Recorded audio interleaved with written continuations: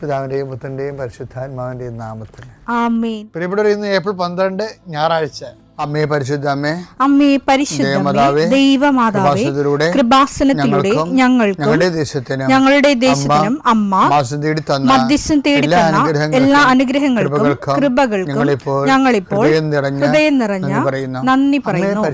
അമ്മേ പരിശുദ്ധമേ, ദൈവമാതാവേ, 2004 ഡിസംബർ 7 ഉച്ചകഴിഞ്ഞ് 2:30 കൃപാസനത്തിൽ സംഭവിച്ച അമ്മയുടെ പ്രത്യക്ഷപ്പെടലിനെ കുറിച്ച് തിരുസഭയ്ക്ക് സമർപ്പിച്ചിരിക്കുന്ന പഠനരേഖകളുടെ മേൽ സഭാത്മകമായ പഠനം ആരംഭിക്കുവാൻ ഞങ്ങൾ പ്രാർത്ഥിക്കുന്നു. അമ്മേ പരിശുദ്ധമേ, ഭൂസ്വർലോകങ്ങളുടെ രാജ്ഞിയായ അങ്ങേയ്ക്ക് ഭൗമസംരക്ഷണത്തിനായി പ്രപഞ്ചപ്രകൃതിയെ തന്നെ തിരുസഭ പ്രതിഷ്ഠിക്കുവാൻ ഈ പ്രത്യക്ഷീകരണം വഴി ഇടയാക്കണമേ. പരിശുദ്ധമേ, ജപമാല മാതാവേ, സകല കൃപാസനം പ്രാർത്ഥനയോടും ചേർത്ത് ഞങ്ങളിപ്പോൾ പ്രാർത്ഥിക്കുന്ന ഈ കുടുംബത്തിന്റെ പ്രത്യേക നിയോഗം പറ മക്കളെ.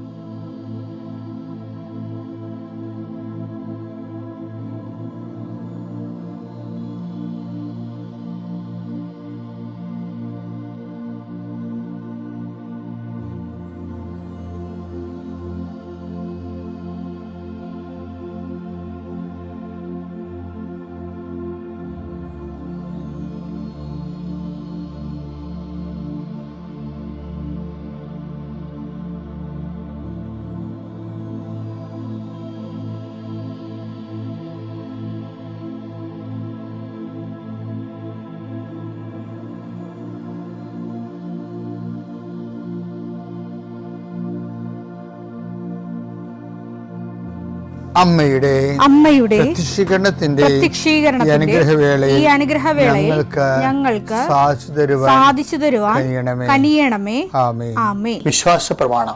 സർവശക്തനായ പിതാവും ആകാശത്തിന്റെയും ഭൂമിയുടെയും സൃഷ്ടാവുമായ ദൈവത്തിൽ ഞാൻ വിശ്വസിക്കുന്നു. അവിടുത്തെ ഏകപുത്രനും ഞങ്ങളുടെ കർത്താവുമായ ഈശോമിശിഹായിലും ഞാൻ വിശ്വസിക്കുന്നു.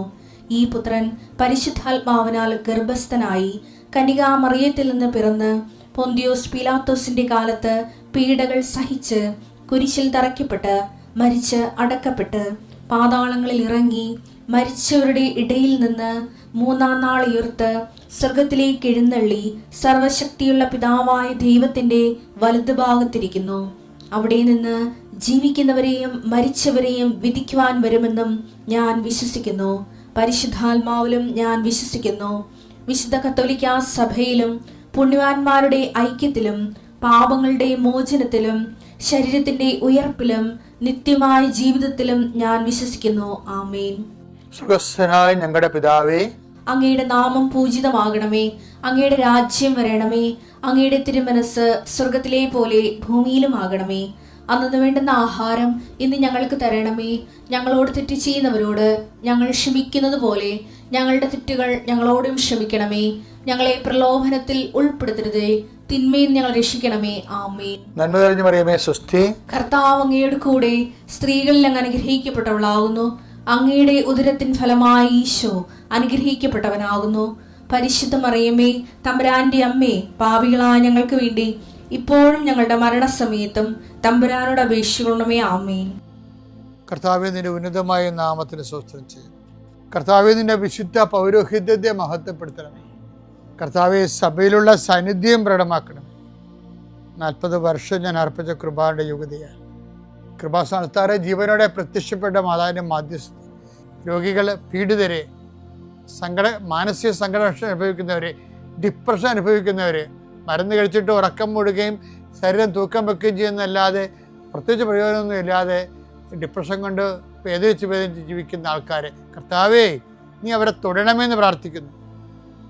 ഓട്ടിസം കുഞ്ഞുങ്ങളെ, ഹൈപ്പർ ആക്ടിവിറ്റി കുഞ്ഞുങ്ങൾ, അവിടെ മാതാപിതാക്കന്മാരെ മനസ്സ് കെട്ടുപോയവരെ, തകർച്ച സങ്കടം കൊണ്ട് അവർക്ക് ജീവിക്കാൻ പറ്റാത്തവർ, ജീവിക്കാൻ വേണ്ടി ജീവിതത്തോട് മൽപ്പിടുത്തം നടത്തുന്നവർ, മരുന്ന് കഴിച്ചിട്ടും രോഗം സുഖമാക്കാതെയും രോഗം പൊറുക്കാതെ ഇരിക്കുന്നവർ, എൻ്റെ കർത്താവിന് ഉന്നതമായ നാമത്തിൽ സഭയുടെ അധികാരത്തിൽ കുരിശിൻ്റെ അടയാളത്തിൽ ദൈവശക്തിയാൽ നിനക്ക് ദൈവസന്ധിപ്പും സൗഖ്യം ലഭിക്കട്ടെ.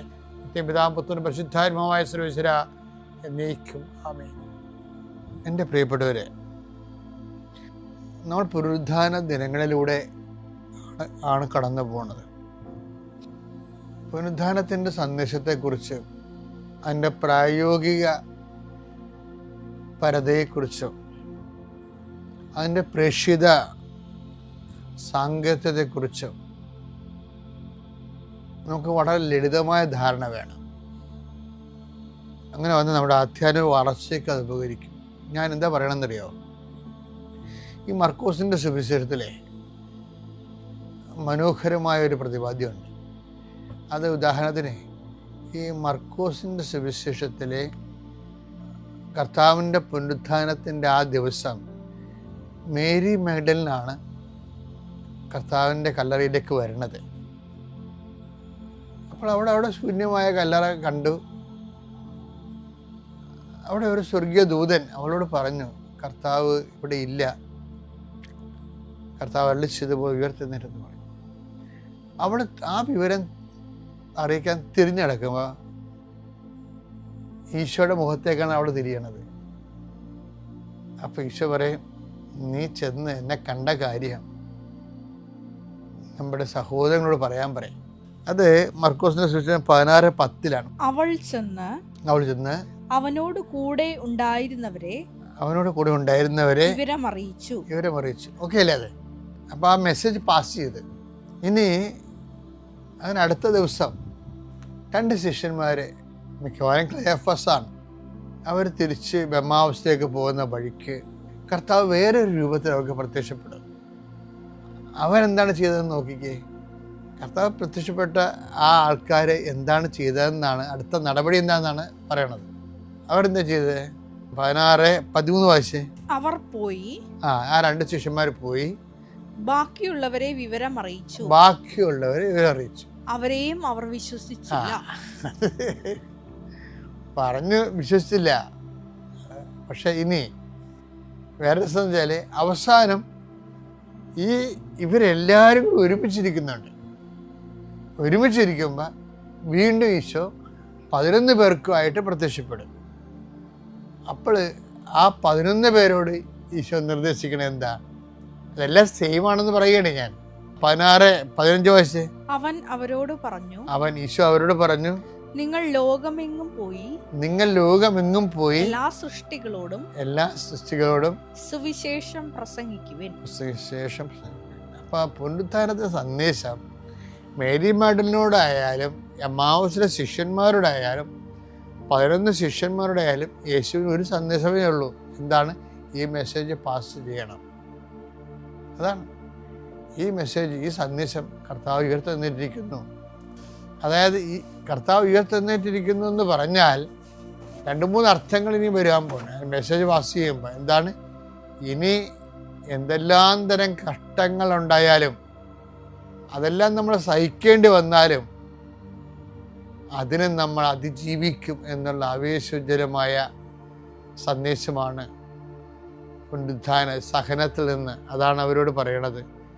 മിശിഹ ഇതെല്ലാം സഹിച്ച് മഹത്വത്തിലേക്ക് കരയേറേണ്ടത് ആവശ്യമായിരുന്നില്ലേ? ലൂക്കാസ് സുവിശേഷം 24:26. ക്രിസ്തു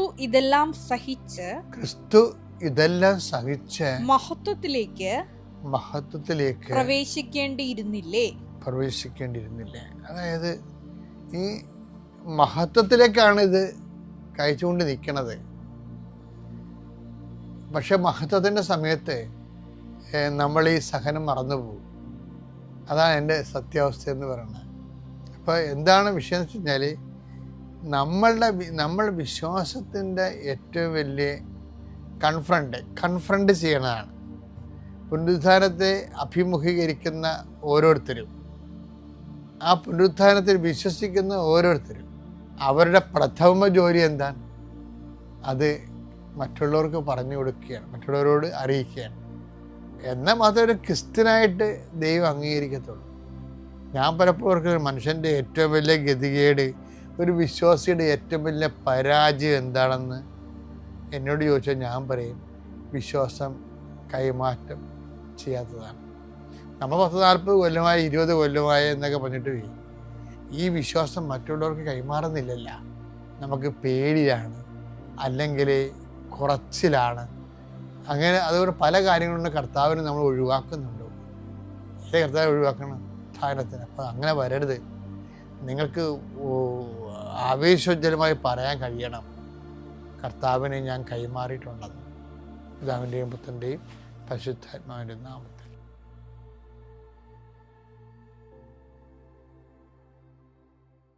അത്യപൂർവ ദൈവാനുഭവങ്ങൾ ഇനി നിങ്ങൾക്കും സ്വന്തം.